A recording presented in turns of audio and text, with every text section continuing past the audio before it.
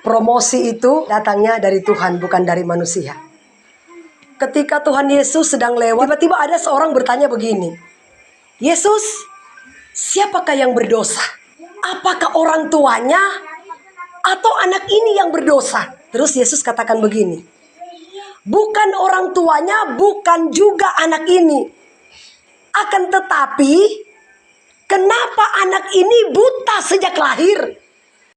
Supaya pekerjaan Allah dinyatakan melalui anak ini. Saudara, saya mau kasih tahu ya. Tidak ada satupun terjadi dalam hidup kita kalau tanpa seizin dari Yang Maha Kuasa.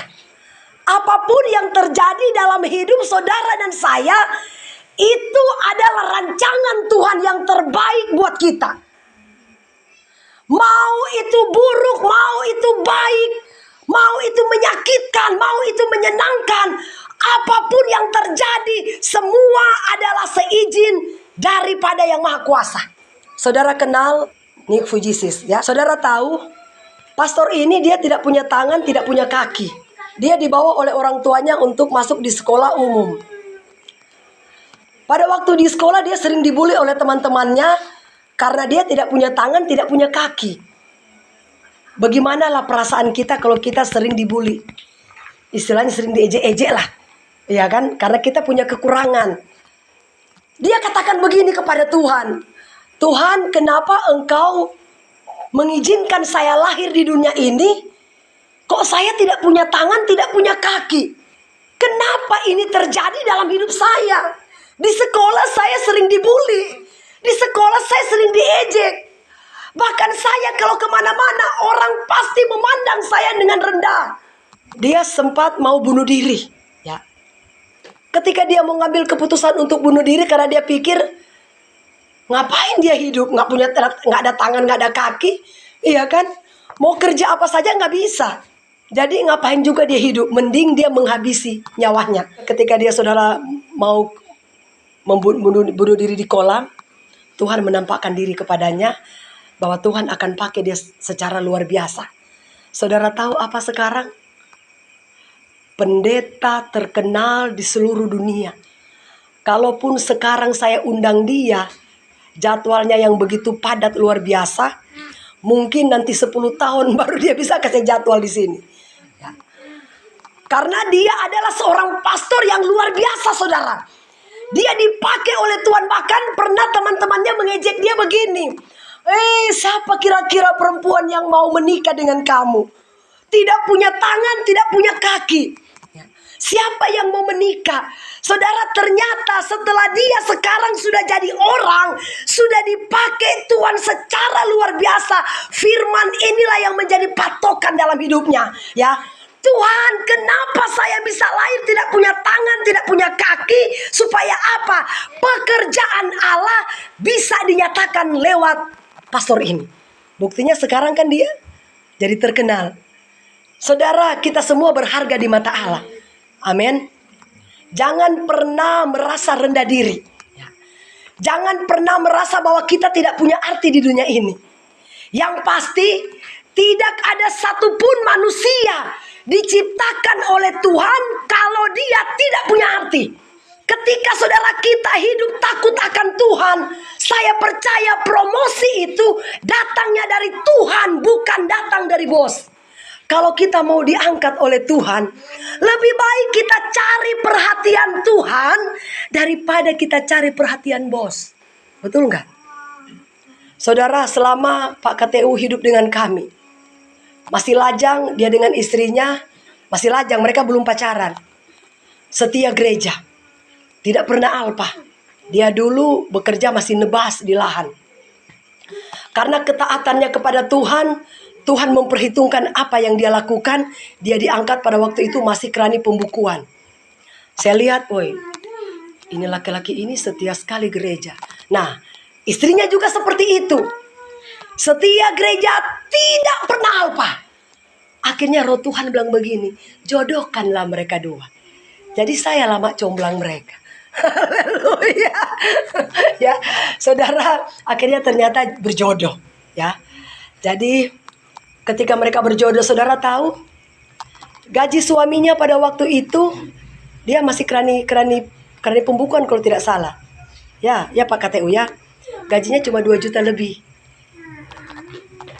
Terus istrinya mau tak mau dia harus berhenti jadi bidan di KSA karena sudah menikah, dia ikut suaminya. Yang ibu bidan sudah lulus PTT tapi karena sudah menikah harus ikut suaminya. Gaji suaminya pada waktu itu cuma 2 juta.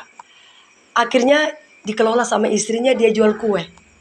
Jual kue, apa yang dia lakukan? Dia titip ke warung-warung. Ibu pendeta, saya mau titip kue ke warung-warung, tapi tolong ibu pendeta doakan ini. Nah, ternyata kue-kue yang dia jual itu laris. Ya.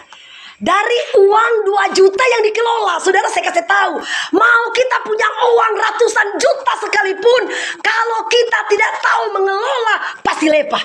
Orang Dayak bilang lepah. Iya toh?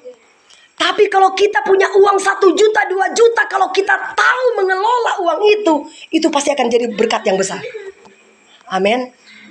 Karena firman Tuhan katakan, jikalau engkau setia dalam perkara yang kecil, Tuhan akan percayakan kita perkara yang besar. Semenjak mereka dua masih pacaran, tidak pernah mereka pakai uang Tuhan. Persepuluhan. Dari masih lajang, mereka setia mengembalikan milik Tuhan. Sampai sekarang, dengan gaji yang sangat minim 2 juta, tapi dikelola dengan roh yang takut akan Tuhan.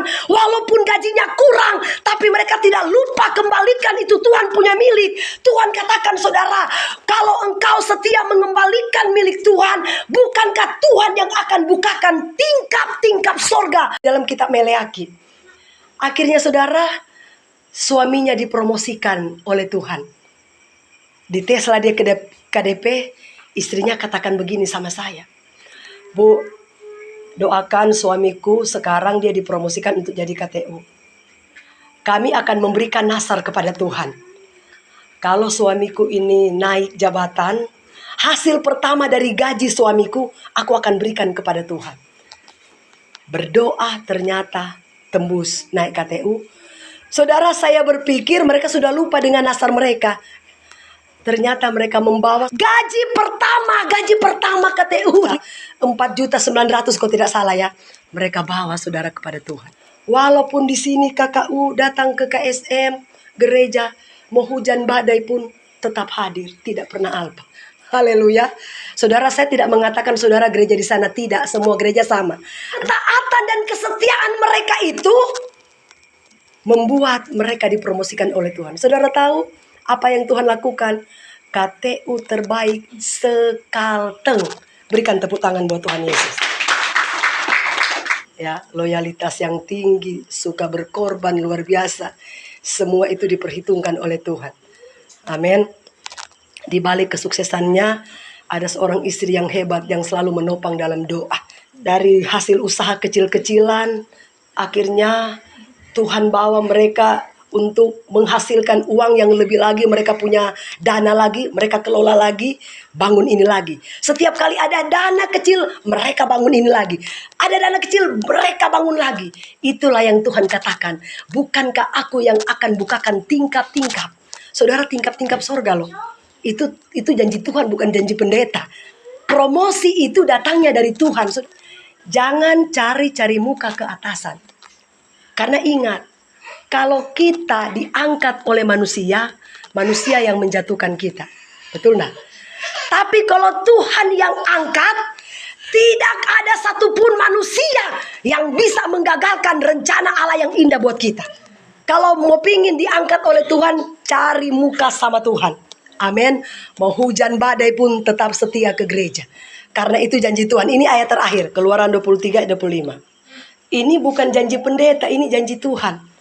Kalau kamu setia beribadah kepadaku, dia bilang, aku akan berkati roti makananmu. Roti makanan artinya pekerjaan kita diberkati. Dan aku akan menjauhkan penyakit dari tengah-tengahmu. Amin.